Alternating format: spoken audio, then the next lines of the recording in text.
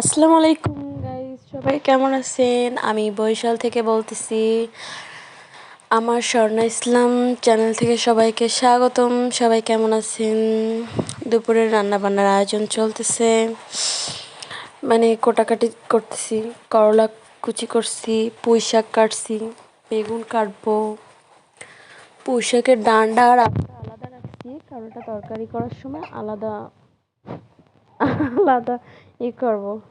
আমার আমার বাচ্চাটা এক্সেস জ্বালাতন করে, মানে কোনোভাবেই একটু সুস্থ থাকে না, শুধু জ্বালাতন করতেই থাকে। আমি যাই করি না কেন তাতে তার বাধা দিতেই হবে। কারেন্ট নাই আজকে আমাদের বাসায়, সৌর দিয়ে ফ্যান ছাড়ছি। আমার ছেলেটা যে কী অবস্থা করতেছে।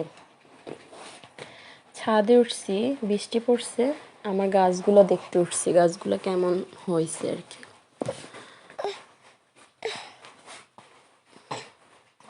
বৃষ্টি পেয়ে গাছগুলো তাজা হয়েছে। আমার হাজবেন্ড মরিচ গাছ দুটো যে কালকে লাগাইছিল, ওই দুইটা তাজা হয়ে গেছে, সুন্দর লাগতেছে এখন। এটা দেখতেই উঠছিলাম। আর আমি যেগুলো লাগাইছি ওগুলো তো আগে থেকেই তাজা ছিল। পোশাকগুলো অনেক সুন্দর করে হইতেছে।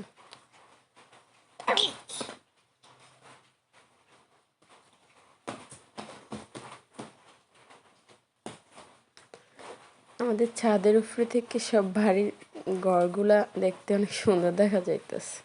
বৃষ্টি হয়েছে তো, আমাদের মাথায় আম রেখে দিছে, রান্না বসাই দিছি, পুঁই শাক বসাই দিছি। আল্লাহ হাফেজ।